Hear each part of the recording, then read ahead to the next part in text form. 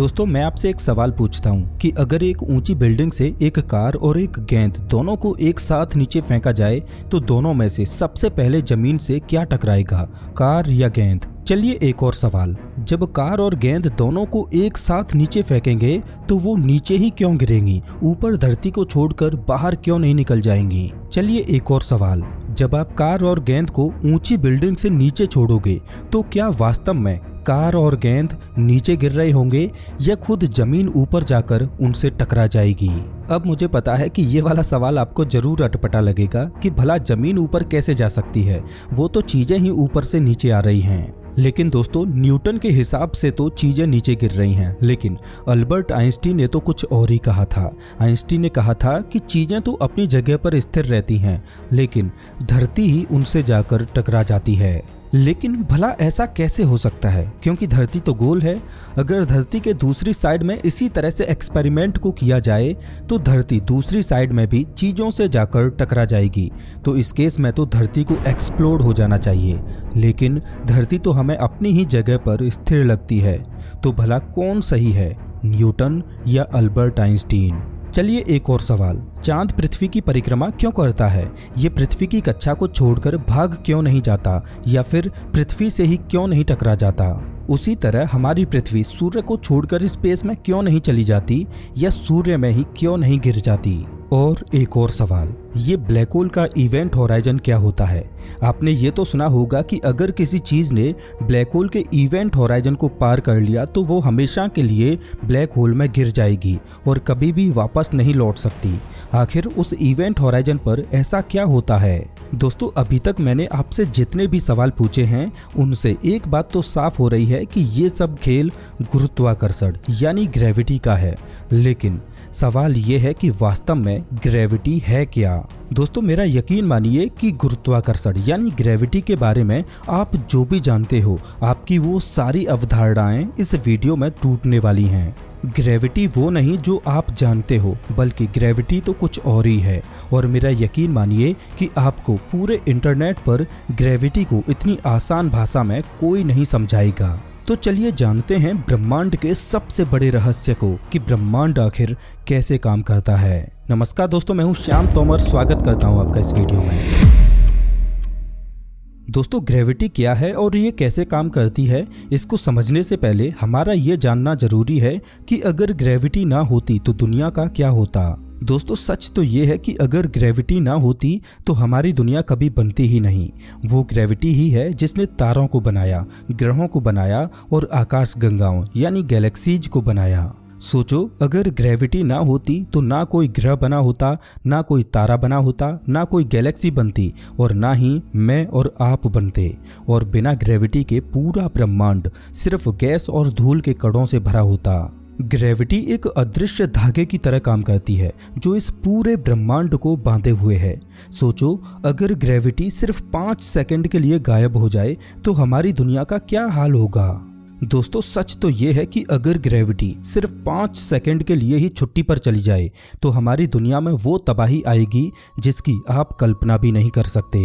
5 second ये इतने कम लगते हैं, लेकिन इस छोटे से समय अंतराल में दुनिया का हाल पूरी तरह से बदल जाएगा। जैसे ही ग्रेविटी खत्म होगी उसी पल सभी लोग, जानवर, पानी, हवा, धूल, मिट्टी सब चीजें सीधा ऊपर तैरने लगेंगी। हमारी बॉडी के अंदर जो ब्लड का फ्लो है, ऑर्गन्स का प्रेशर है, वो सीधा ऊपर की ओर शिफ्ट करना शुरू कर देगा। चलती हुई कार, बस, ट्रेन सब हवा में उड़कर ड्रिफ्ट करने लगेंगी। समंदर का पानी ऊपर उठना शुरू कर देगा। ग्रेविटी खत्म होने की वजह से पृथ्वी की टेक्टोनिक प्लेट्स भी फ्री हो जाएंगी, जिससे जमीन में बड़े बड़े क्रैक्स होने लगेंगे। वोल्केनिक एक्टिविटीज बढ़ जाएंगी। इंसानों की बनाई गई बड़ी बड़ी इमारतें टूटकर बिखर जाएंगी। और जब 5 सेकंड बाद ग्रेविटी वापस आएगी तो जो चीजें हवा में उड़ी थीं वो वापस पूरी रफ्तार से नीचे गिरेंगी। समंदर का पानी जब नीचे आएगा तो वो बड़ी बड़ी लहरों में बदलकर शहरों को निगल जाएगा। दोस्तों हमें एहसास भी नहीं होता कि हमारी रोजमर्रा की जिंदगी में ग्रेविटी का कितना बड़ा योगदान है।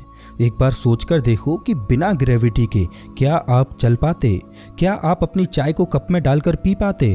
हम अपनी डेली लाइफ में छोटी मोटी चीज़ों पर ध्यान भी नहीं देते, लेकिन अगर हम दुनिया को गहराई से ऑब्जर्व करें तो हम पाएंगे कि हमारी दुनिया एक अदृश्य धागे की तरह इस तरह से बंधी हुई है जो हमारे पूरी दुनिया के संतुलन को बनाए हुए है। दोस्तों, ब्रह्मांड में ग्रेविटी तब से है जब से ब्रह्मांड का जन्म हुआ, लेकिन आज से करीब 2500 साल पहले तक लोगों को सिर्फ इतना पता था कि अगर किसी चीज को ऊपर फेंका जाए तो वो नीचे गिरती है, लेकिन उनको ये नहीं पता था कि आखिर वो चीजें नीचे क्यों गिरती हैं। उस समय लोग इसको सिर्फ प्राकृतिक घटना समझकर छोड़ देते थे।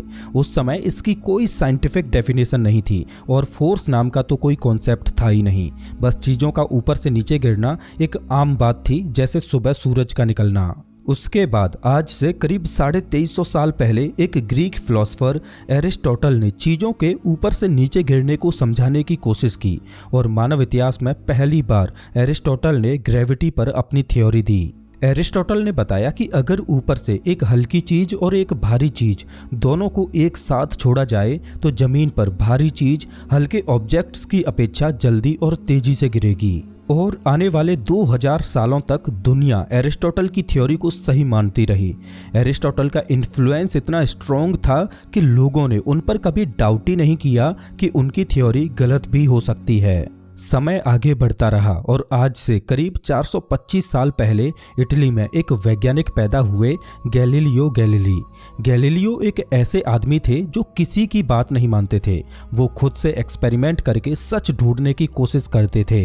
गैलीलियो ने एक एक्सपेरिमेंट किया। उन्होंने पीसा के टावर से एक हल्की बॉल और एक भारी बॉल को एक साथ छोड़ा। गैलीलियो ने ऑब्जर्व किया कि दोनों बॉल एक ही समय पर जमीन पर गिरती हैं। ये देखकर गैलीलियो ने साबित किया कि चीज़ों के ऊपर से नीचे गिरने की स्पीड का उनके वजन से कोई लेना देना नहीं, चाहे भारी ऑब्जेक्ट हो या हल्का ऑब्जेक्ट हो। अगर दोनों को एक साथ छोड़ा जाए तो दोनों एक साथ ही जमीन पर आएंगे। गैलीलियो के इस कॉन्सेप्ट ने एरिस्टोटल के 2000 सालों से चली आ रही अवधारणा को गलत साबित कर दिया। ये ग्रेविटी को समझने का मानव इतिहास का पहला सॉलिड साइंटिफिक स्टेप था। हालांकि चीजें ऊपर से नीचे क्यों गिरती हैं, इसका जवाब गैलीलियो के पास भी नहीं था। फिर उसके बाद आज से करीब 410 साल पहले जोहानस केपलर नाम के वैज्ञानिक ने प्लैनेट्स का बिहेवियर ऑब्जर्व किया। केपलर ने अपने खुद के नियम बनाए कि प्लैनेट्स के सूर्य के चारों ओर घूमने की स्पीड और उनकी सूर्य से दूरी कैसे रिलेटेड है।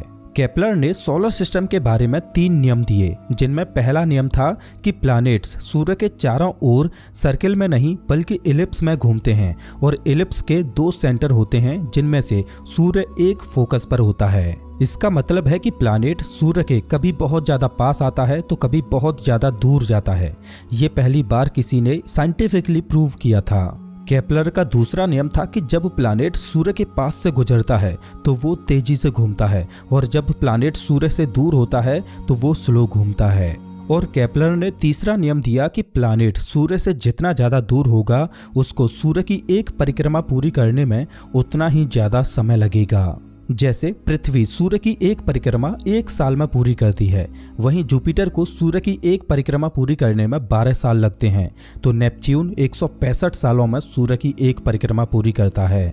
दोस्तों, केपलर ने प्लानिटरी सिस्टम को लेकर अपने खुद के नियम तो बनाए, लेकिन खुद केपलर के पास भी इसका कोई जवाब नहीं था कि ये सब क्यों होता है।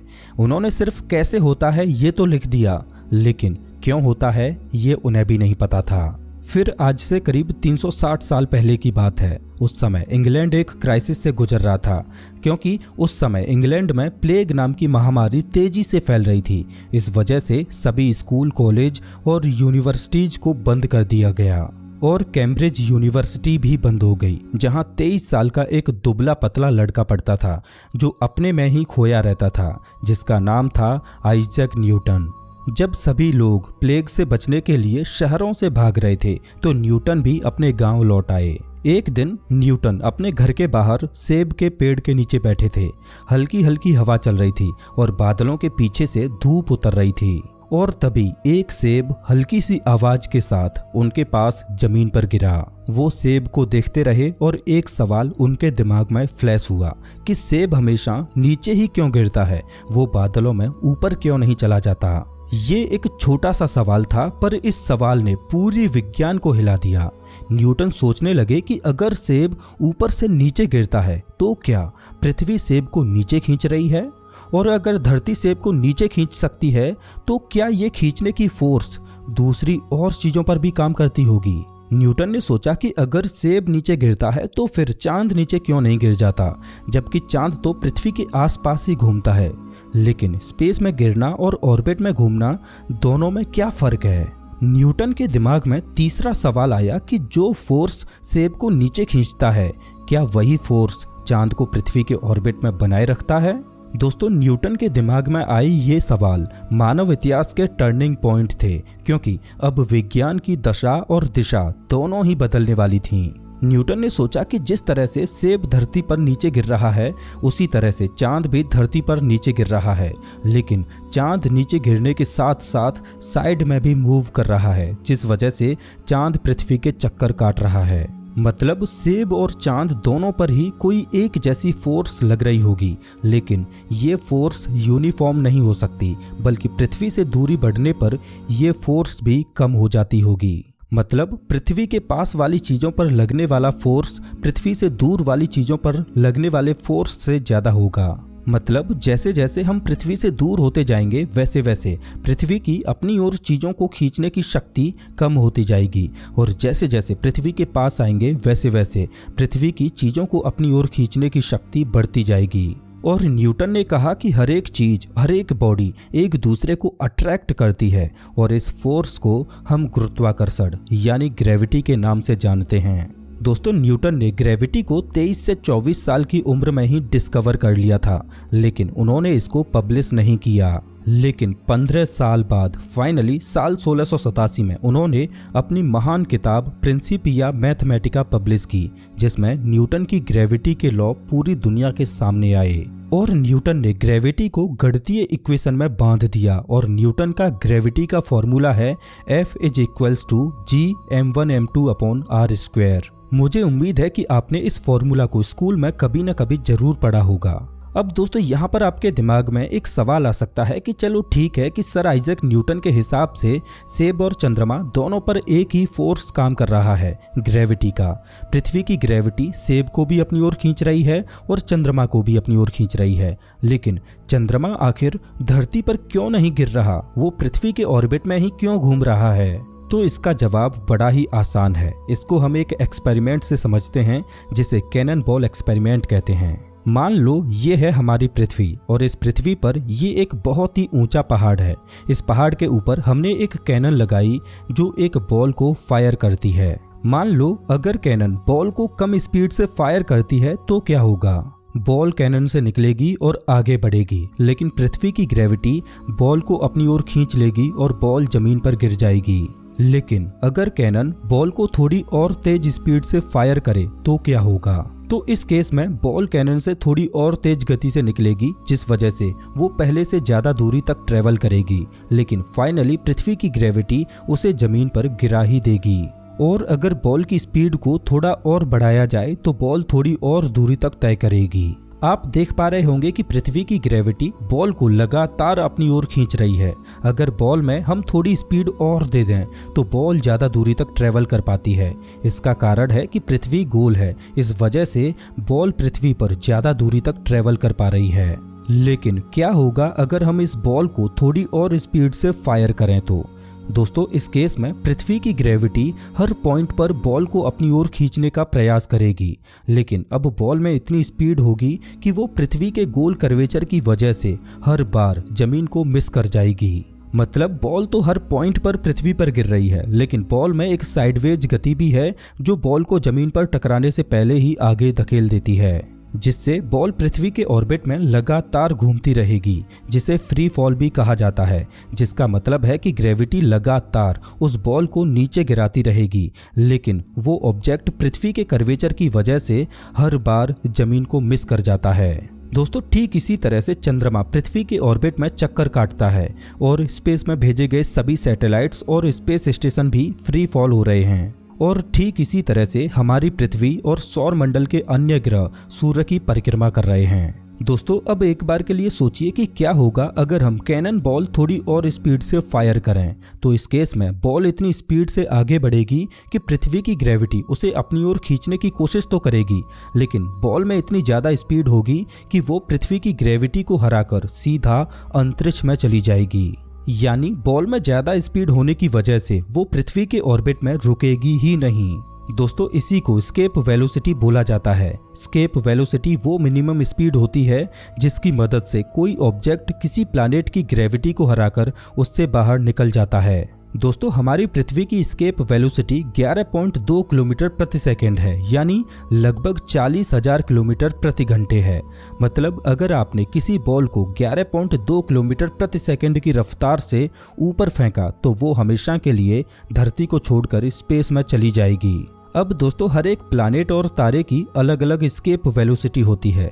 जिस प्लैनेट या स्टार की जितनी ज़्यादा ग्रेविटी होगी तो उसकी उतनी ही ज़्यादा एस्केप वेलोसिटी होगी। दोस्तों आज से करीब 350 साल पहले सर आइजैक न्यूटन ने ग्रेविटी के बारे में जो एक्सप्लेनेशन दिया वो इतना परफेक्ट था कि उससे आप किसी प्लैनेट के ऑर्बिट को कैलकुलेट कर सकते हो, किसी एस्ट्रॉयड या कॉमेट के पाथ को कैलकुलेट कर सकते हो, समुद्र में उठने वाले टाइड्स को कैलकुलेट कर सकते हो। न्यूटन की ग्रेविटी के लॉ से सब कुछ प्रेडिक्ट किया जा सकता है। उस समय पूरी दुनिया सोचती थी कि बस ग्रेविटी का सीक्रेट मिल गया, अब साइंस कंप्लीट हो गई। न्यूटन एक लीजेंड बन चुके थे। आने वाले 200 सालों तक किसी ने भी न्यूटन की बातों पर सवाल उठाने की हिम्मत ही नहीं की। लेकिन आज से लगभग 145 साल पहले जर्मनी के एक शहर उल्म में एक साधारण से परिवार में एक बच्चा पैदा होता है। वो बच्चा दूसरे बच्चों से अलग था। उसने काफी लेट बोलना शुरू किया था। वो एक शांत स्वभाव का लड़का था। टीचर्स तो उसको मंद बुद्धि बोलते थे। पढ़ने में वो बच्चा एवरेज था, लेकिन उस बच्चे के अंदर एक खास बात थी। वो थी जिज्ञासा, हर चीज का जवाब जानने की। दोस्तों वो बच्चा कोई और नहीं बल्कि खुद अल्बर्ट आइंस्टीन थे। दोस्तों जब अल्बर्ट आइंस्टीन बड़े हुए तो वो स्विस पेटेंट ऑफिस में क्लर्क की जॉब करने लगे। अल्बर्ट आइंस्टीन की एक खास बात थी, वो थी उनकी इमेजिनेशन। आइंस्टीन अपनी कल्पनाओं में ब्रह्मांड की गहराइयों में खो जाया करते थे। एक बार अल्बर्ट आइंस्टीन ने कल्पना की कि अगर मैं लाइट बीम पर बैठकर प्रकाश की रफ्तार से ट्रेवल करूं तो मुझे दुनिया कैसी दिखाई देगी। दोस्तों अल्बर्ट आइंस्टीन की इस इमेजिनेशन ने फिजिक्स की जड़ों को हिला दिया। अब मैं आपको जो आगे बताने वाला हूं उसको थोड़ा ध्यान से सुनना। देखिए न्यूटन ने ग्रेविटी को एक फोर्स बताया जो कि इंस्टेंट यानी तात्कालिक होता है। इसको आप ऐसे समझिए कि मान लो आपने रस्सी में एक छोर पर एक भारी गेंद को बांधा और रस्सी के दूसरे छोर को पकड़कर आप इस तरह से घूमते हो। तो इस केस में आप देख पा रहे होंगे कि आपने रस्सी कसकर पकड़ रखी है और बॉल आपके चारों ओर घूम रही है। ग्रेविटी इस रस्सी की तरह ही काम करती है जो बॉल को अपनी ओर खींचती रहती है। लेकिन सोचिए घूमते घूमते अचानक से ये रस्सी टूट जाए तो क्या होगा। तो दोस्तों इस केस में जैसे ही रस्सी टूटेगी वैसे ही बॉल आपके चारों ओर घूमने की बजाय एक सीधी रेखा में आपसे दूर भाग जाएगी। दोस्तों ये घटना तात्कालिक यानी इंस्टेंट होगी। मतलब जैसे ही रस्सी टूटेगी वैसे ही बॉल अपने ऑर्बिट को छोड़कर बाहर भाग जाएगी। न्यूटन के हिसाब से ग्रेविटी इसी तरह एक इंस्टेंट फोर्स है जो चीजों को पुल करता है। ध्यान से सुनना, इंस्टेंट यानी तुरंत। अल्बर्ट आइंस्टीन को ये बात हजम ही नहीं हुई कि ग्रेविटी एक इंस्टेंट यानी तात्कालिक फोर्स है। अल्बर्ट आइंस्टीन ने एक कल्पना की कि सूर्य से प्रकाश को धरती तक पहुंचने में 8 मिनट 20 सेकंड का समय लगता है। अब चूंकि धरती सूर्य के चारों ओर घूम रही है तो धरती पर न्यूटन की इंस्टेंट ग्रेविटी का फोर्स काम करता है। आइंस्टीन ने सोचा कि क्या होगा अगर सूर्य अचानक से गायब हो जाए। अब न्यूटन की तात्कालिक ग्रेविटी के हिसाब से जैसे ही सूर्य गायब होगा तो सूर्य की ग्रेविटी उसी पल समाप्त हो जाएगी और जैसे रस्सी को छोड़कर बॉल अपने ऑर्बिट को छोड़कर भागने लगी थी, ठीक वैसे ही पृथ्वी भी अपने ऑर्बिट को छोड़कर उसी पल स्पेस में भागने लगेगी। लेकिन सूर्य के गायब होने के बाद सूर्य का जो आखिरी प्रकाश निकलेगा वो पृथ्वी तक 8 मिनट के बाद पहुंचेगा। अब दोस्तों ब्रह्मांड का एक नियम है कि ब्रह्मांड में प्रकाश की रफ्तार से तेज कुछ नहीं चल सकता। ब्रह्मांड में कोई भी इंफॉर्मेशन प्रकाश की गति से तेज ट्रेवल ही नहीं कर सकती और खुद प्रकाश की भी इस ब्रह्मांड में एक स्पीड लिमिट है जो कि लगभग 3 लाख किलोमीटर प्रति सेकंड है। अब दोस्तों आप खुद ही सोचिए कि सूर्य के गायब होते ही पृथ्वी तक ये इन्फॉर्मेशन प्रकाश के पहुंचने से पहले ही कैसे पहुंच गई कि सूर्य गायब हो चुका है और उसकी ग्रेविटी खत्म हो चुकी है, जबकि ब्रह्मांड की सबसे तेज चलने वाली चीज खुद प्रकाश, जो आखिरी प्रकाश सूर्य से निकला था, वो अभी पृथ्वी तक पहुंचा ही नहीं, उससे पहले ही पृथ्वी अपने ऑर्बिट को छोड़कर स्पेस में निकल गई। इस थॉट एक्सपेरिमेंट ने आइंस्टीन के दिमाग को हिला दिया, क्योंकि ये तो एक विरोधाभास बन रहा था, क्योंकि ग्रेविटी के खत्म होने की इंफॉर्मेशन प्रकाश से पहले पृथ्वी पर पहुंच रही है, जो कि ब्रह्मांड के नियम को तोड़ रही है। जैसा कि अभी मैंने आपको बताया कि ब्रह्मांड का नियम है कि ब्रह्मांड में प्रकाश से तेज कुछ भी नहीं चल सकता। इस थॉट एक्सपेरिमेंट से आइंस्टीन को समझ आ गया कि न्यूटन की ग्रेविटी में कुछ न कुछ झोल है, न्यूटन की ग्रेविटी में कुछ तो मिसिंग है जो इस विरोधाभास को जन्म दे रहा है, क्योंकि ब्रह्मांड अपना नियम नहीं तोड़ सकता। लेकिन वो मिसिंग चीज आखिर क्या है? इस सवाल ने अल्बर्ट आइंस्टीन की रातों की नींदें उड़ा दी। स्विस पेटेंट के उस छोटे से ऑफिस में बैठे एक मामूली क्लर्क के दिमाग में एक बड़ा सा यूनिवर्स चल रहा था। तभी आइंस्टीन एक घंटी की आवाज सुनते हैं, क्योंकि कोई एलिवेटर से ऊपर आ रहा था। उस मोमेंट पर आइंस्टीन एकदम फ्रीज हो जाते हैं और फिर आइंस्टीन सोचते हैं कि जिस एलिवेटर से वो आदमी ऊपर आ रहा है, अगर उस एलिवेटर के केबल टूट जाएं और वो एलिवेटर फ्री फॉल में नीचे गिरने लगे तो एलिवेटर में बैठे उस आदमी को क्या फील होगा? दोस्तों ये सवाल छोटा लगता है, लेकिन आइंस्टीन की सोच ने इस सवाल को यूनिवर्स चेंजिंग थॉट एक्सपेरिमेंट बना दिया। दोस्तों आइंस्टीन के इस थॉट एक्सपेरिमेंट को आप खुद इमेजिन करो। मान लो कि आप किसी ऊंची बिल्डिंग के टॉप फ्लोर पर हो और एलिवेटर से नीचे आ रहे हो और अचानक एलिवेटर की केबल टूट जाती है और एलिवेटर फ्री फॉल में धरती पर गिरने लगता है। तो इस सिचुएशन में आप फील करोगे कि आप लिटरली फ्लोट कर रहे हो। आपको अपने शरीर का वजन महसूस ही नहीं होगा, क्योंकि फ्री फॉल की स्थिति में आपकी बॉडी एलिवेटर के फर्श पर कोई दबाव ही नहीं डालेगी। आप देखोगे कि आपके आसपास कागज, किताबें और आप खुद सब तैर रहे हैं। यानी एलिवेटर जब फ्री फॉल में गिरेगा तो आप एलिवेटर के अंदर कोई भी फोर्स फील नहीं करोगे, लिटरली आप जीरो ग्रेविटी फील करोगे। मतलब फ्री फॉल की स्थिति में ग्रेविटी का असर खत्म हो जाएगा। अब दोस्तों मानकर चलिए कि ब्रह्मांड में आप जो भी चीजें देखते हो वो गायब हो जाएं, धरती, चंद्रमा, सूर्य, यहाँ तक कि सभी गैलेक्सी भी। मतलब ब्रह्मांड में जो भी चीजें ग्रेविटी पैदा करती हैं वो गायब हो जाएं और आप इस सुनसान ब्रह्मांड में अकेले बचे हो।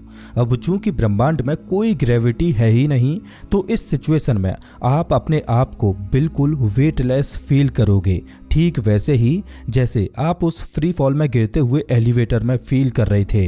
आप मेरी बात को थोड़ा ध्यान से सुनना और कड़ियों को जोड़ते जाना। फ्री फॉल में एक एलिवेटर ऊंची बिल्डिंग से नीचे गिर रहा है और उसमें मौजूद आपको एलिवेटर का फ्लोर फील ही नहीं हो रहा, क्योंकि आप एलिवेटर के फ्लोर पर कोई फोर्स नहीं लगा पा रहे। अब सोचिए दूसरा सिनेरियो कि ब्रह्मांड में कोई भी ग्रेविटी नहीं है और आप स्पेस में फ्री फ्लोट कर रहे हो। अब मान लो कि आप फ्री फ्लोट की स्थिति में एक एलिवेटर के अंदर हो, तो दोस्तों इन दोनों ही सिनेरियो में आपको एक जैसा फील होगा, जीरो ग्रेविटी। आखिर क्यों?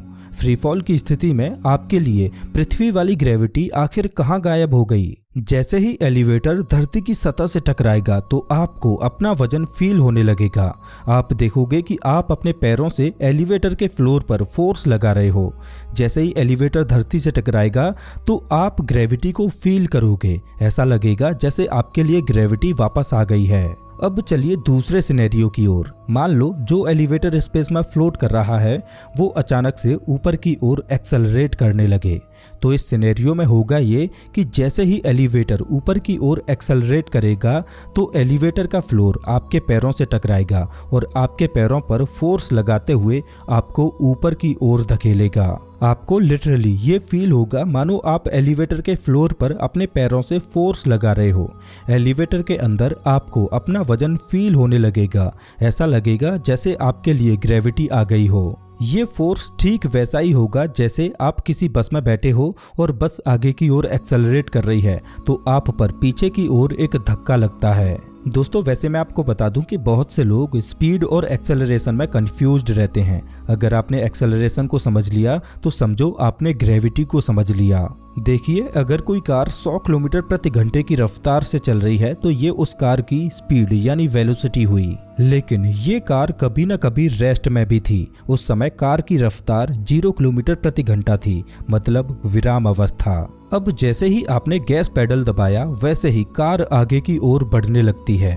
अब कैच ये है कि गैस पेडल के दबाते ही कार इंस्टेंट 100 किलोमीटर प्रति घंटे की रफ्तार से नहीं भागेगी, बल्कि वो धीरे धीरे 100 किलोमीटर प्रति घंटे की रफ्तार को पकड़ेगी।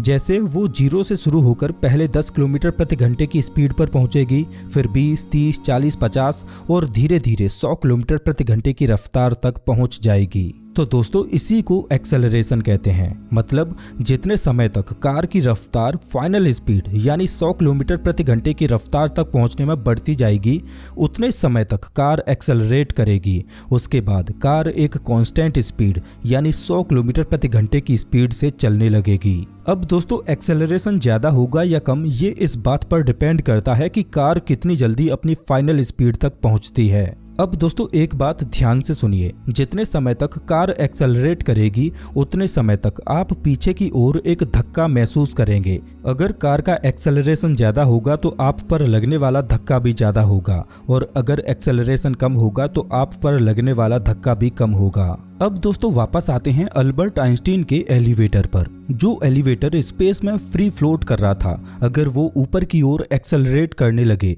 तो एलिवेटर का फ्लोर आपके पैरों पर धक्का लगाएगा, या यूं कहें कि आपके पैर एलिवेटर के फ्लोर पर फोर्स लगाएंगे। अब दोस्तों अगर एलिवेटर 9.8 मीटर प्रति सेकंड स्क्वायर के एक्सेलरेशन से ऊपर की ओर एक्सेलरेट करे तो आपके पैर एलिवेटर के फ्लोर पर ठीक उतना ही फोर्स लगाएंगे जितना फोर्स आपके पैर धरती पर खड़े होकर लगाते हैं। इसका मतलब समझ पा रहे हो कि ग्रेविटी कुछ और नहीं बल्कि खुद एक्सेलरेशन है। इस थॉट एक्सपेरिमेंट ने अल्बर्ट आइंस्टीन के दिमाग को हिलाकर रख दिया और उनके मुंह से सिर्फ एक ही वाक्य निकला, एक्सेलरेशन और ग्रेविटी अलग अलग नहीं बल्कि एक ही चीज है। Acceleration and gravity are the same thing. अब अल्बर्ट आइंस्टीन को ये बात तो समझ आ गई कि ग्रेविटी कोई फोर्स तो नहीं है, बल्कि ग्रेविटी एक इल्यूजन है, एक भ्रम, एक छलावा है जो फोर्स की तरह बिहेव तो करती है पर है नहीं। और अल्बर्ट आइंस्टीन के इस थॉट एक्सपेरिमेंट ने न्यूटन के सदियों से चले आ रहे ग्रेविटी के नियम को चुनौती दे दी। न्यूटन ने ग्रेविटी को एक फोर्स बताया था, लेकिन आइंस्टीन के हिसाब से ग्रेविटी कोई फोर्स है ही नहीं। अब दोस्तों ग्रेविटी कोई फोर्स नहीं है तो सवाल अब भी वही है कि ग्रेविटी आखिर है क्या। तो ग्रेविटी को जानने के लिए एक बार फिर से उसी एलिवेटर में चलिए जो खाली स्पेस में फ्री फ्लोट कर रहा है, जहां कोई ग्रेविटी नहीं है। मान लीजिए कि एलिवेटर में कोई एक्सेलरेशन नहीं है, तो इस सिचुएशन में आप एलिवेटर में फ्री फ्लोट करोगे। अब अगर आप एक बॉल को सामने फेंकें तो वो बॉल एक सीधी लाइन में चलकर एलिवेटर की सामने वाली वॉल से टकरा जाएगी। अब दोस्तों आपको बॉल के ट्रेवल करने का जो पाथ होगा वो स्ट्रेट लाइन में दिखाई देगा, लेकिन अब मानकर चलिए कि एलिवेटर ऊपर की ओर एक्सेलरेट करने लगे और अब आप उसी बॉल को सामने की ओर फेंकें, तो इस केस में भी बॉल तो अपने उसी पाथ में ट्रेवल करेगी एक स्ट्रेट लाइन में। लेकिन अगर आपके नजरिए से देखा जाए तो आपको बॉल का पाथ कर्व होते हुए दिखाई देगा। ऐसा इसलिए होगा क्योंकि बॉल तो अपनी स्ट्रेट लाइन में ही ट्रेवल कर रही थी, लेकिन खुद एलिवेटर ऊपर की ओर एक्सेलरेट कर रहा था, तो एलिवेटर का फ्लोर ही जाकर बॉल से टकरा गया। लेकिन आपके नजरिए से तो ऐसा ही लगेगा कि आपने बॉल सामने फेंकी, लेकिन एक कर्व पाथ में चलकर बॉल नीचे गिर गई। अब सोचकर देखिए कि अगर आप पृथ्वी पर बॉल को सामने की ओर फेंकें तो पृथ्वी की ग्रेविटी की वजह से भी तो पृथ्वी पर बॉल आगे बढ़ते हुए इसी तरह का पाथ बनाती है। अब दोस्तों सोचकर देखिए कि बॉल की जगह आपके हाथ में एक टॉर्च लाइट लगी हो तो क्या होगा। अगर मानकर चलिए कि लिफ्ट में कोई भी एक्सेलरेशन नहीं है, लिफ्ट केवल खाली स्पेस में फ्री फ्लोट कर रही है, तो इस केस में जब आप टॉर्च लाइट को ऑन करोगे तो उससे निकलने वाली लाइट बीम आपको स्ट्रेट लाइन में ट्रेवल करते हुए एलिवेटर की वॉल से टकराते हुए दिखाई देगी। लेकिन अगर एलिवेटर ऊपर की ओर एक्सेलरेट करने लगे तो आपको वही लाइट बीम बेंड होते हुए नजर आने लगेगी, मानो लाइट बीम एक कर्व पाथ को फॉलो कर रही हो। अब दोस्तों आप यहाँ पर एक तर्क दे सकते हो कि चलो माना एलिवेटर में बॉल के ट्रेवल करने का पाथ और पृथ्वी पर बॉल के ट्रेवल करने का पाथ बिल्कुल एक जैसा होगा, लेकिन अगर हम पृथ्वी पर किसी टॉर्च लाइट को ऑन करें तो पृथ्वी पर टॉर्च से निकलने वाला लाइट बीम हमें कर्व पाथ में ट्रेवल करते हुए दिखाई क्यों नहीं देता?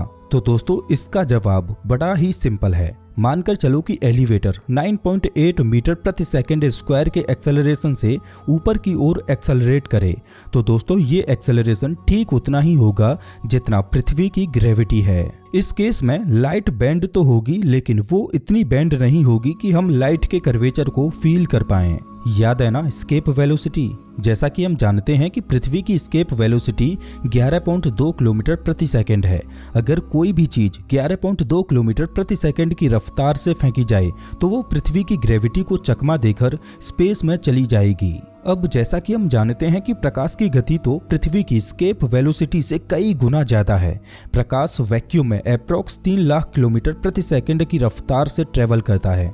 तो आप खुद ही सोचिए कि क्या पृथ्वी की ग्रेविटी लाइट पर कोई असर डाल पाएगी? दोस्तों पृथ्वी की ग्रेविटी लाइट को बेंड करने की कोशिश तो करेगी, लेकिन वो कर्वेचर इतना नहीं होगा कि हम उसे अपनी आंखों से फील कर पाएं।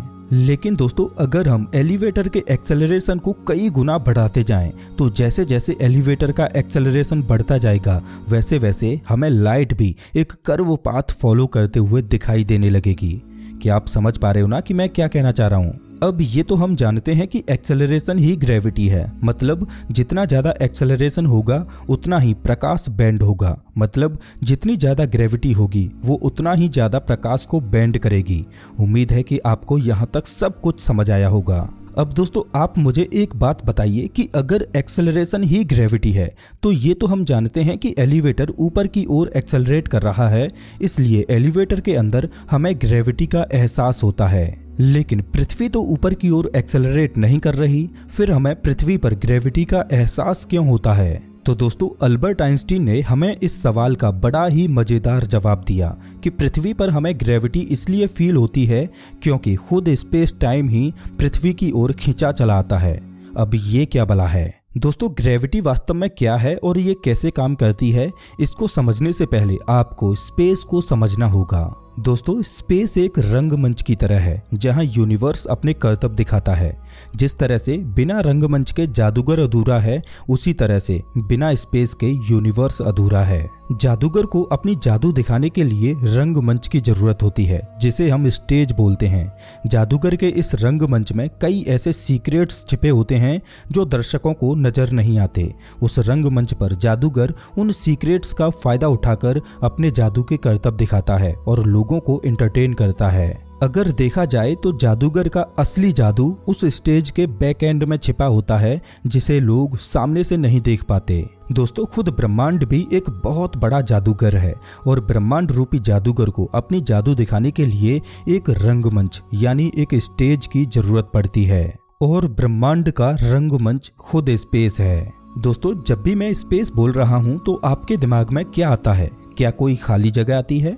चलिए स्पेस को इमेजिन करते हैं। मान लो कि अभी आप अपने आसपास जो भी देख रहे हो वो एक एक करके सब कुछ गायब होता जाता है। आपके सामने जो गाड़ी खड़ी है वो गायब हो जाती है, घर गायब हो जाता है, आसपास के पेड़ पौधे गायब हो जाते हैं, आसमान में उड़ने वाले जहाज गायब हो जाते हैं, और जिस धरती पर आप खड़े हो वो भी गायब हो जाती है, और हमारा सूर्य भी गायब हो जाता है। अब आपको अपने आसपास क्या दिखाई देगा? आप देख पाओगे कि ब्रह्मांड असंख्य तारों से भरा पड़ा है। चलिए मानकर चलते हैं कि वो भी गायब हो जाते हैं। ब्रह्मांड का आखिरी तारा तक गायब हो जाता है। ब्रह्मांड में अब कोई गैलेक्सी नहीं, कोई आकाशीय पिंड नहीं, और इस सुनसान ब्रह्मांड में सिर्फ आप अकेले बचे हो और पूरा ब्रह्मांड अंधेरे से भरा हुआ है। अब आप मुझे ये बताइए कि आप अपने आसपास क्या देखोगे? क्या आप कोई खाली जगह देखोगे? नहीं। अब आप अपने आसपास जो भी देखोगे वो स्पेस होगा, और आपको बता दूं कि खुद स्पेस कोई खाली जगह नहीं है। अल्बर्ट आइंस्टीन ने कहा था कि स्पेस अपने आप में एक फिजिकल एंटिटी है। जिस तरह से आप पानी को छू सकते हो उसी तरह आप स्पेस को भी छू सकते हो, लेकिन बस फर्क ये है कि जब आप पानी को छूते हो तो आपको पानी फिजिकल फॉर्म में फील होता है कि आप पानी को टच कर रहे हो। इसका कारण ये है कि हमारे शरीर की जो लिमिटेशन है वो हमारी 3D दुनिया तक ही सीमित है, यानी हम अपनी दुनिया को 3 डायमेंशंस में महसूस करते हैं, लंबाई, चौड़ाई और ऊंचाई। इन तीनों डायमेंशंस में हम कहीं भी आ जा सकते हैं और तीनों डायमेंशंस को हम अपने हिसाब से कंट्रोल करते हैं। आप अपने आसपास जो भी फिजिकल चीजें देखते हो वो सभी 3 डायमेंशनल स्ट्रक्चर हैं, चाहे कोई बॉल हो, एरोप्लेन हो, पहाड़ हो या खुद हम इंसान, सब के सब 3D दुनिया में बने हुए हैं। यहाँ तक कि खुद पानी के मॉलिक्यूल्स हैं वो खुद 3D स्ट्रक्चर हैं। ब्रह्मांड का छोटे से छोटा कण यानी एक इलेक्ट्रॉन तक एक 3D स्ट्रक्चर है। तो दोस्तों, हम इस 3D दुनिया में जितनी भी चीजें देखते हैं उन सब के टच को हम फिजिकली फील कर सकते हैं, लेकिन स्पेस वो तो अपने आप में एक चौथी डायमेंशन है जिसके अंदर हमारी ये 3D दुनिया काम करती है। अब चूंकि स्पेस एक हायर डायमेंशन है और हमारे भौतिक शरीर के सेंसेज केवल 3D दुनिया तक ही सीमित हैं, इसीलिए हम स्पेस को छू तो सकते हैं लेकिन हम स्पेस की फिजिकल फॉर्म को महसूस नहीं कर पाते। अगर आपने इंटरस्टेलर मूवी देखी है तो उसकी एंडिंग में एक सीन है जिसमें फिल्म का मेन कैरेक्टर जिसका नाम कूपर है वो एक ब्लैक होल के अंदर गिरता है और एक टेसरेक्ट में पहुंच जाता है। वो टेसरेक्ट एक 5 डायमेंशनल दुनिया थी जिसमें कूपर स्पेस टाइम को फिजिकल रूप में देखता है। जिस तरह से हम अपनी 3D दुनिया में चीजों को छू सकते हैं उसी तरह कूपर लिटरली उस 5 डायमेंशनल दुनिया में स्पेस टाइम को फिजिकल रूप में छू सकता है। कूपर ऐसा इसलिए कर पाया क्योंकि वो 5वें डायमेंशन में रहकर चौथे डायमेंशन को कंट्रोल कर रहा था। अगर हम अपनी बात करें तो हम एक 4 डायमेंशनल दुनिया में रहते हैं जिसमें रहकर हम केवल 3 डायमेंशंस को ही कंट्रोल कर सकते हैं। उसी तरह कूपर 5 डायमेंशनल दुनिया में रहकर चौथी डायमेंशन स्पेस टाइम को कंट्रोल कर रहा था। लेकिन दूसरी साइड में कूपर की बेटी मौजूद थी जो कि 4 डायमेंशनल दुनिया में थी हमारी तरह। तो कूपर तो अपनी बेटी को देख पा रहा था लेकिन उसकी बेटी को हायर डायमेंशन का कुछ भी दिखाई नहीं दे रहा था। उसकी बेटी को लग रहा था कि उसके आसपास कोई भूत है जो उसे दिखाई नहीं दे रहा। उसी तरह से स्पेस हमारे आसपास है लेकिन उसे हम छू नहीं सकते क्योंकि स्पेस एक हायर डायमेंशन की चीज है। लेकिन मैं आपको बता दूं कि स्पेस अपने आप में एक चौथी डायमेंशन नहीं बल्कि स्पेस और टाइम दोनों मिलकर एक चौथी डायमेंशन बनाते हैं जिसे स्पेस टाइम कहा जाता है। अब ये स्पेस टाइम क्या है इसको हम वीडियो में आगे जानेंगे, उससे पहले स्पेस को समझते हैं। अब जैसा कि आप जान पाए होंगे कि स्पेस तो एग्जिस्ट करता है जो अपने आप में कोई खाली चीज नहीं है, बस हमारी लिमिटेशन है कि हम स्पेस को फिजिकल रूप में टच नहीं कर पाते। लेकिन दोस्तों, मैं आपको बता दूं कि ये स्पेस अपने आप में एक मजेदार चीज है। जिस तरह से हमारी 3D दुनिया में चीजों की फिजिकल प्रॉपर्टी होती है, जैसे पानी, आप पानी को जिस कंटेनर में रखोगे वो उसी की शेप ले लेगा। पानी में अगर आप कोई पत्थर मारो तो उसमें रिपल्स बनने लगेंगे। पानी को आप अपने हिसाब से कंट्रोल कर सकते हो। दोस्तों, इसी तरह स्पेस की भी अपनी खुद की कुछ यूनिक प्रॉपर्टीज होती हैं, जैसे आप स्पेस को ट्विस्ट कर सकते हो, स्ट्रेच कर सकते हो, कंप्रेस कर सकते हो, इसमें रिपल्स पैदा कर सकते हो, स्पेस को आप बेंड कर सकते हो। लेकिन दोस्तों, स्पेस को यूनिवर्स में केवल मास और एनर्जी ही कंट्रोल कर सकती हैं और अल्बर्ट आइंस्टीन की इक्वेशन E=mc² के हिसाब से मास और एनर्जी दोनों एक ही चीज हैं। उम्मीद है कि आप स्पेस को समझ पा रहे होंगे। स्पेस वो रंगमंच है जिसमें ब्रह्मांड रूपी जादूगर खगोलीय पिंडों को फैलाकर जादू दिखाता है।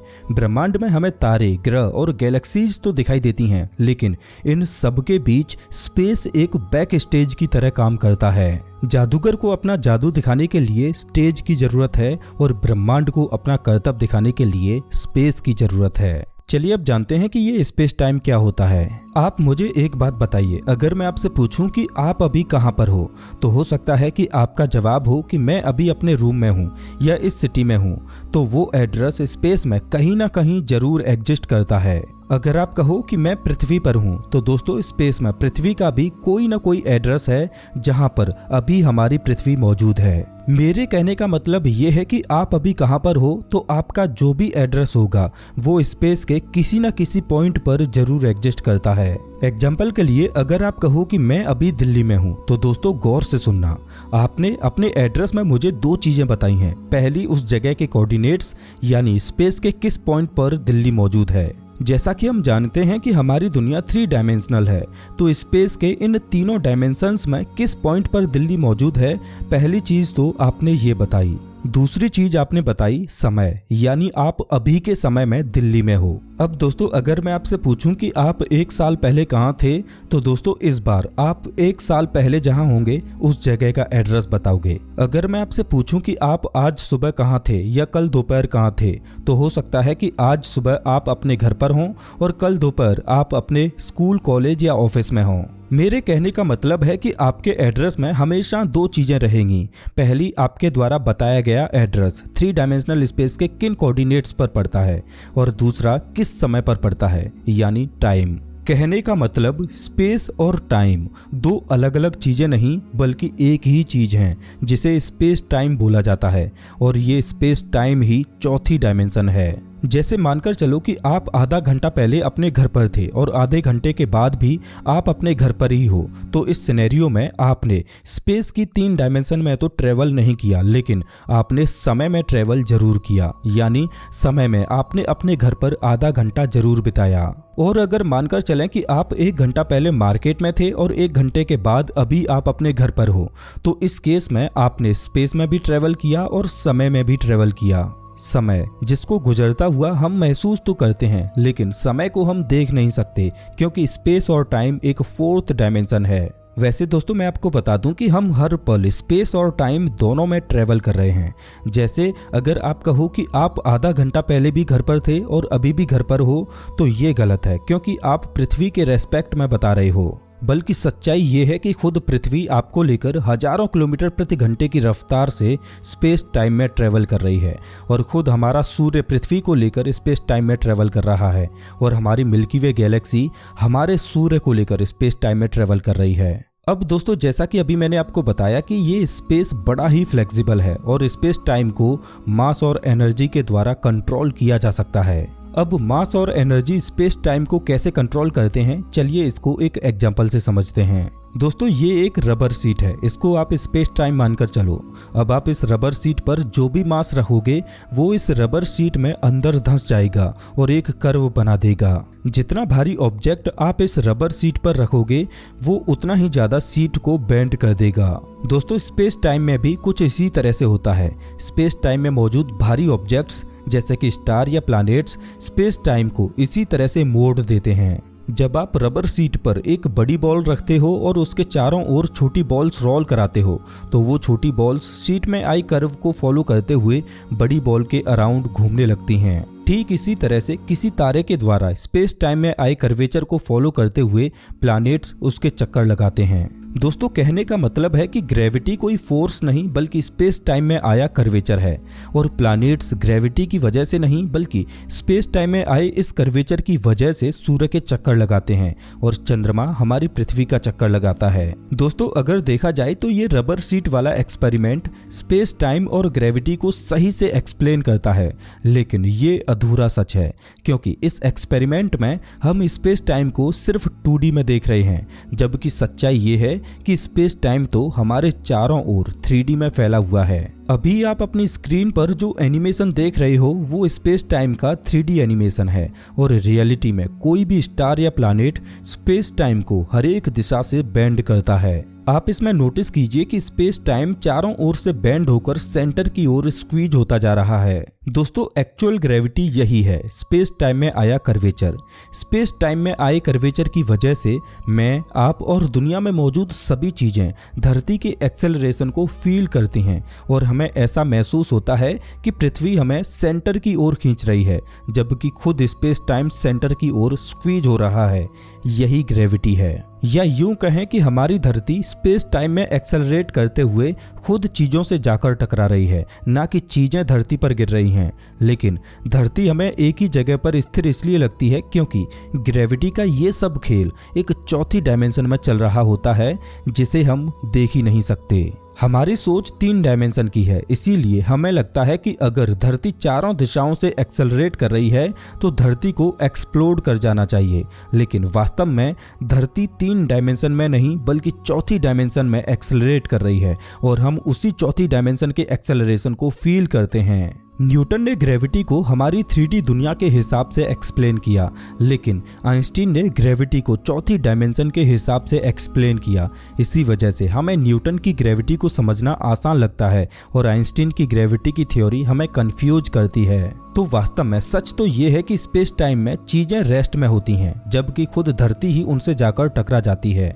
लेकिन ये सब खेला चौथी डायमेंशन में हो रहा होता है, इसीलिए हम केवल स्पेस टाइम के कर्वेचर को ही फील कर पाते हैं, ना कि स्पेस टाइम में धरती को एक्सेलरेट होते हुए देख पाते हैं। इसीलिए आइंस्टीन ने ग्रेविटी को एक फोर्स ना बोलकर स्पेस टाइम का कर्वेचर बताया। अब दोस्तों आपके दिमाग में एक सवाल जरूर आएगा कि अल्बर्ट आइंस्टीन को कैसे पता चला कि मास स्पेस टाइम को कर्व कैसे कर देता है, जबकि स्पेस टाइम को तो हम देख ही नहीं सकते।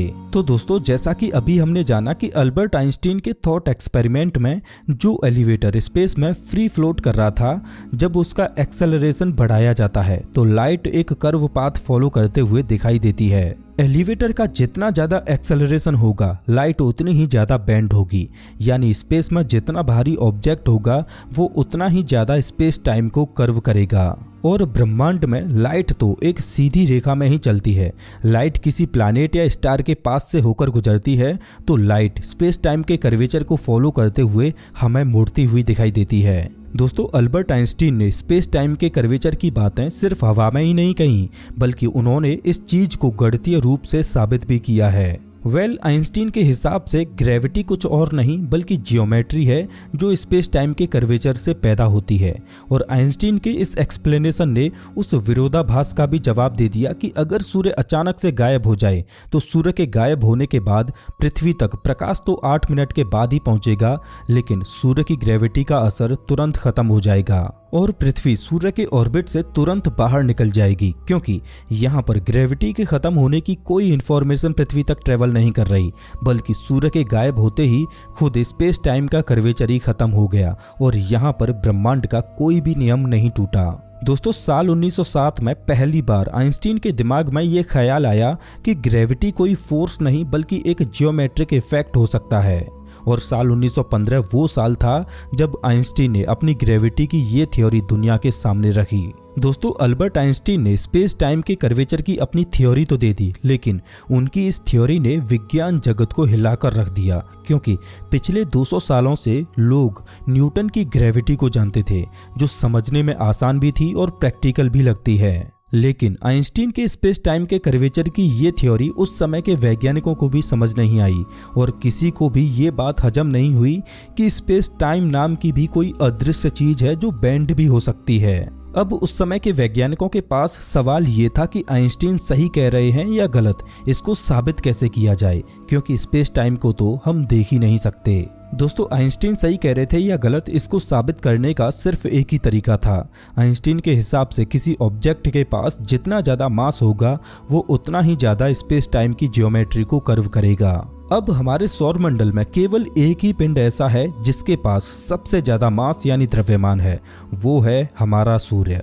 तो हमारे सौरमंडल के सूर्य को स्पेस टाइम की ज्योमेट्री को सबसे ज्यादा प्रभावित करना चाहिए। तो इसको देखने के लिए आइडिया ये था कि मान लो ये सूर्य है और ये है हमारी धरती और ये सूर्य के पीछे कोई तारा है। अब इस तारे से जो लाइट निकलेगी उसको सीधी रेखा में चलते हुए पृथ्वी तक पहुंचना चाहिए, लेकिन सूर्य बीच में आ जाएगा तो सूर्य हमारे विजन को ब्लॉक कर देगा और हम पृथ्वी से इस तारे को नहीं देख सकते। लेकिन अगर अल्बर्ट आइंस्टीन सही हैं तो सूर्य के मास ने अपने आसपास के स्पेस टाइम को कर्व कर दिया होगा, जिससे इस तारे से निकलने वाला प्रकाश जब सूर्य के पास से गुजरेगा तो वो स्पेस टाइम के कर्वेचर को फॉलो करते हुए बेंड होकर पृथ्वी तक जरूर पहुंचना चाहिए और हमें ये तारा सूर्य के पीछे होने के बावजूद भी दिखाई देना चाहिए। लेकिन देखने में ये तरीका जितना आसान लग रहा था, वास्तव में ये उतना आसान था नहीं, क्योंकि जैसा कि हम जानते हैं कि अगर हमें इस तारे को देखना है तो हमें सूर्य की ओर देखना होगा। और दिन में सूर्य की रोशनी इतनी तेज होती है कि सूर्य की रोशनी की वजह से दिन में हमें तारे दिखाई ही नहीं देते। लेकिन एक तरीका है जिससे इस एक्सपेरिमेंट को किया जा सकता है। अगर कैसे भी करके दिन में सूर्य की रोशनी को धरती पर आने से रोक लिया जाए, जिससे दिन में ही धरती पर अंधेरा हो जाए और हम दिन में ही तारों को देख सकें। लेकिन दिन के समय में सूर्य से पृथ्वी तक आने वाली रोशनी को सिर्फ एक ही चीज रोक सकती है, वो है खुद हमारा चंद्रमा। जैसा कि हम जानते हैं कि दिन के समय में पूर्ण सूर्य ग्रहण यानी टोटल सोलर एक्लिप्स होता है, उस दिन चंद्रमा सूर्य के ठीक सामने होता है, जिस वजह से सूर्य हमें दिखाई नहीं देता। अब वैज्ञानिकों के पास आइंस्टीन की थ्योरी को जांचने के लिए सिर्फ एक ही दिन का इंतजार था कि किस दिन टोटल सोलर एक्लिप्स होगा। तो दोस्तों 29 मई साल 1919 ये वो दिन था जिस दिन टोटल सोलर एक्लिप्स की घटना घटने वाली थी और वैज्ञानिक कम्युनिटी इस दिन का बेसब्री से इंतजार कर रही थी। फाइनली 29 मई 1919 का वो दिन भी आता है। सूर्य ग्रहण लगना शुरू होता है और धीरे धीरे चंद्रमा सूर्य को ढक लेता है और अंधेरा छाने लगता है और धीरे धीरे दिन में तारे टिमटिमाने लगते हैं। और फिर वो घटना घटती है जिसका वैज्ञानिक बेसब्री से इंतजार कर रहे थे। जो तारा सूर्य के ठीक पीछे था वो अब सूर्य के ठीक ऊपर दिखाई देने लगता है।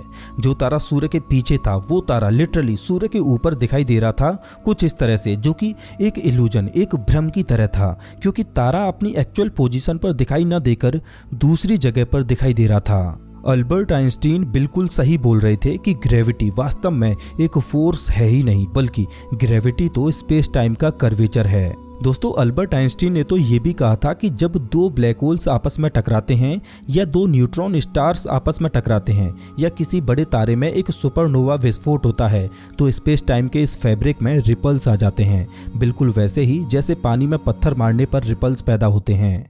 आइंस्टीन ने स्पेस टाइम के इस फैब्रिक में आए रिपल्स को ग्रेविटेशनल वेव नाम दिया और कहा कि ब्रह्मांड में ये ग्रेविटेशनल वेव प्रकाश की गति से ट्रेवल करती हैं। अब दोस्तों मजे की बात सुनिए कि ग्रेविटेशनल वेव का कॉन्सेप्ट अल्बर्ट आइंस्टीन ने साल 1916 में दिया था, लेकिन वास्तव में अल्बर्ट आइंस्टीन सही थे या गलत इसको साबित करने के लिए हमारे पास उस समय कोई टेक्नोलॉजी थी ही नहीं और पूरे 100 साल लग गए इस बात को साबित करने में कि आइंस्टीन सही थे या गलत। दोस्तों 14 सितंबर 2015 की बात है। यूएसए में लीगो डिटेक्टर के सेंसर्स ने स्पेस टाइम में बहुत ही छोटे छोटे रिपल्स को मेजर किया। दरअसल पृथ्वी से 1.3 बिलियन लाइट ईयर्स दूर दो ब्लैक होल्स आपस में टकराए और कोलिजन से जो ग्रेविटेशनल वेव्स पैदा हुई वो धरती तक पहुंची। ये पहली बार था जब दुनिया ने ग्रेविटेशनल वेव्स को ऑब्जर्व किया और 100 साल पहले की गई अल्बर्ट आइंस्टीन की प्रेडिक्शन बिल्कुल सही थी।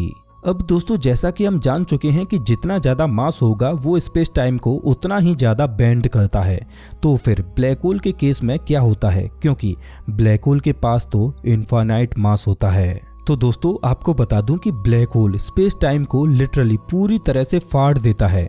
ब्लैक होल स्पेस टाइम को किस तरह से प्रभावित करता है इसको अल्बर्ट आइंस्टीन के एलिवेटर वाले थॉट एक्सपेरिमेंट से समझिए। देखिए जैसा अभी हमने जाना कि स्पेस में फ्री फ्लोट कर रहे एलिवेटर का जैसे जैसे एक्सेलरेशन बढ़ाया जाएगा वैसे वैसे लाइट के पाथ का कर्वेचर बढ़ता ही जाएगा। अब सोचिए एलिवेटर का एक्सेलरेशन इतना बढ़ा दिया जाए कि जैसे ही लाइट सोर्स से निकले वैसे ही एलिवेटर का फ्लोर लाइट से टकरा जाए। दोस्तों आप कल्पना कीजिए कि एलिवेटर कितने हाई एक्सेलरेशन से ऊपर जा रहा होगा कि जो प्रकाश 3 लाख किलोमीटर प्रति सेकंड की स्पीड से आगे बढ़ता है वो अपने सोर्स से जैसे ही निकला वैसे ही एलिवेटर का फ्लोर उस लाइट से टकरा गया। दोस्तों कुछ इसी तरह से ब्लैक होल स्पेस टाइम को इस तरह से फाड़ देता है कि ब्रह्मांड की सबसे तेज चलने वाली चीज खुद लाइट भी ब्लैक होल के अंदर सीधी समा जाती है। अब इस चीज को कैनन बॉल वाले एक्सपेरिमेंट से इमेजिन कीजिए जिसमें पृथ्वी की जगह एक ब्लैक होल हो और कैनन की जगह एक टॉर्च लाइट हो जो एक लाइट बीम को फ्लैश कर सके।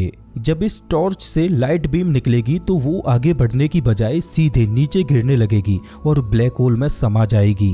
अब आप खुद ही अंदाजा लगाइए कि एक ब्लैक होल की एस्केप वेलोसिटी कितनी होगी जो ब्रह्मांड की सबसे तेज चलने वाली चीज लाइट को भी बाहर नहीं निकलने दे रही। अब दोस्तों यही कारण है कि ब्लैक होल के अंदर क्या है ये हम कभी जान ही नहीं पाए, क्योंकि किसी भी चीज को देखने के लिए उसके अंदर से प्रकाश का निकलना जरूरी है, लेकिन ब्लैक होल तो खुद प्रकाश को ही खा जाता है। अब दोस्तों ब्लैक होल की भी एक सीमा होती है जहां से ब्लैक होल चीजों को बाहर नहीं जाने देता, जिसे ब्लैक होल का इवेंट होराइजन कहा जाता है। अब दोस्तों जैसा कि हम जानते हैं कि जैसे जैसे हम किसी आकाशीय पिंड से दूर होते जाएंगे वैसे वैसे दूरी के बढ़ने के साथ ही उस पिंड की ग्रेविटी भी कमजोर पड़ती जाएगी। अगर आइंस्टीन के हिसाब से देखें तो स्पेस टाइम का कर्वेचर आकाशीय पिंड से दूरी बढ़ने के साथ साथ कम होता जाएगा। उसी तरह ब्लैक होल की भी एक सीमा होती है जहां तक वो चीजों को निगल सकता है।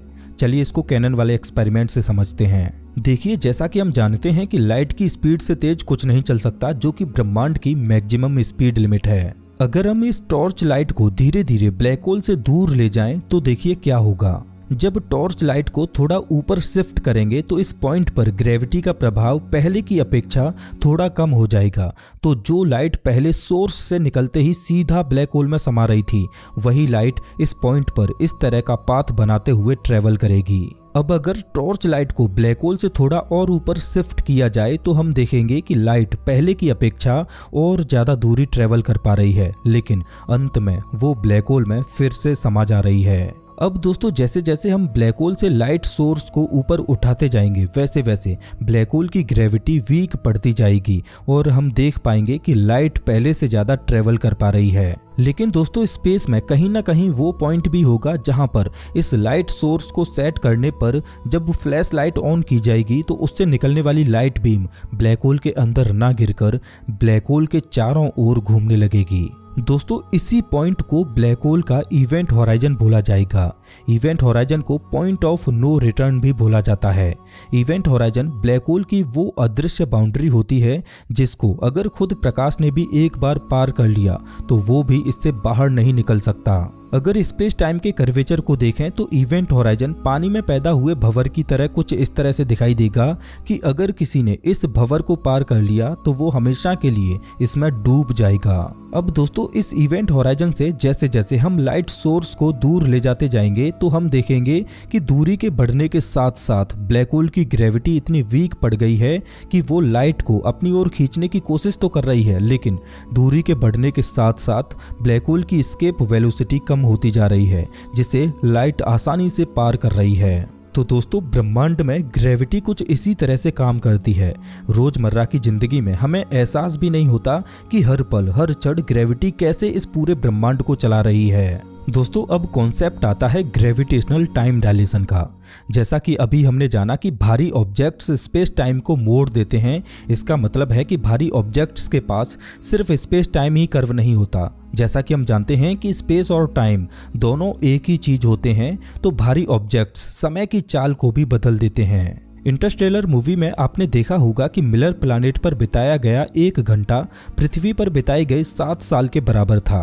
दोस्तों 2 ग्रहों पर समय का ये डिफरेंस कोई साइंस फिक्शन नहीं है, बल्कि ये ब्रह्मांड की एक हकीकत है। ब्रह्मांड में जिस जगह पर ग्रेविटी का प्रभाव ज्यादा होता है वहां समय की चाल धीमी हो जाती है, यानी वहां समय धीमी रफ्तार से गुजरता है और एक ब्लैक होल की सिंगुलरिटी में समय पूरी तरह से रुक जाता है। यानी अगर आप ब्लैक होल की सिंगुलरिटी में पहुंच गए तो आपके लिए समय कभी आगे बढ़ेगा ही नहीं। वैसे दोस्तों मैंने इंटरस्टेलर मूवी को पूरी डिटेल में एक्सप्लेन किया है, खासकर मूवी की एंडिंग को, जिसमें ज्यादातर लोग कंफ्यूज रहते हैं। अगर आप चाहो तो इस वीडियो के बाद आप उस वीडियो को देख सकते हो। अब दोस्तों आपके मन में एक सवाल जरूर आया होगा कि आखिर ग्रेविटी की वजह से समय धीमा क्यों हो जाता है और ये ग्रेविटेशनल टाइम डायलेशन क्या भला है। तो दोस्तों ग्रेविटेशनल टाइम डायलेशन एक ब्रॉड टॉपिक है जिसको हम बड़ी ही आसान और देशी भाषा में अगले वीडियो में समझेंगे, क्योंकि ये वीडियो ऑलरेडी बहुत बड़ा बन चुका है। तब तक आप स्क्रीन पर दिखाई दे रही इस इंटरस्टेलर मूवी के एक्सप्लेनर वीडियो को एंजॉय कीजिए। मिलता हूं मैं आपसे अगले वीडियो में, तब तक के लिए नमस्कार।